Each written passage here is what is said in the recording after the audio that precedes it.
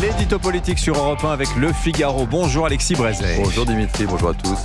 Alexis, les Républicains s'enfoncent dans le chaos depuis qu'Éric Ciotti a annoncé son intention de passer une alliance électorale avec le Rassemblement national. C'est le retour de la droite la plus bête du monde, Alexis.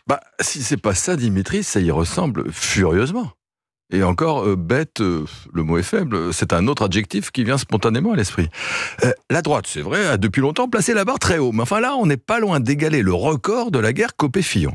Alors c'est vrai, l'obstination d'Éric Ciotti à rester président du parti dont il n'a consulté aucune instance avant de conclure son accord et dont les dirigeants sont tous sans exception contre lui, a quelque chose de déraisonnable. Mais franchement, le déchaînement des anti-Ciotti est invraisemblable. Cette brochette de caciques en rang serré, Gérard Larcher, Valérie Pécresse, Xavier Bertrand, Michel Barnier, Jean-François Copé, tous ces barons qui, disons-le, n'ont pas toujours enchaîné les triomphes. Et Laurent Wauquiez, qui soudain retrouve la voie, et Bruno Retailleau, et même François-Xavier Bellamy. Mais que va-t-il faire dans cette galère? Qui viennent la main sur le cœur dénoncer la forfaiture, la trahison, l'ignominie d'Éric Ciotti. Enfin, on voudrait persuader les derniers électeurs LR de ne plus jamais voter pour ce parti.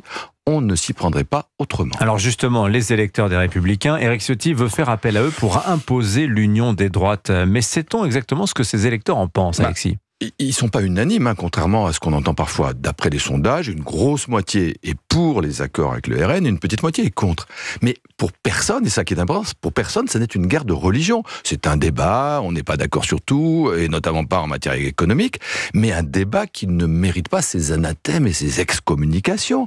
Vous savez, la fluidité entre les électorats de droite, ça fait bien longtemps qu'à la base, c'est une réalité. Chacun a pu le constater aux européennes, où dans la même famille, 3 personnes de droite pouvaient voter. L'une pour Jordan Bardella parce qu'il faut gagner, disait-il, et sanctionner Macron.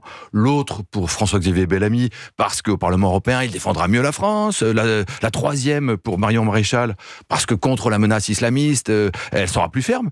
Et tout ça, au besoin en changeant de position d'ailleurs d'un moment à l'autre. Et tout ça sans drame, sans se jeter les assiettes à la figure. Pourquoi faut-il que l'affaire tourne au pugilat dès qu'elle concerne les états-majors? Ça, les électeurs de droite ne le comprennent pas. Et ils le comprennent d'autant moins qu'à gauche, on ne se pose pas tant de questions. On fait l'union sans vergogne et sans hésiter. Insoumis, communistes, socialistes, écologistes, allez-y donc. Oubliez les insultes de la campagne, les divergences programmatiques. Une union, l'union peut, avec des antisémites, des vrais, des anti-parlementaristes, des vrais, des factieux, des vrais. Et même avec le NPA qui fut le parti de Besançon.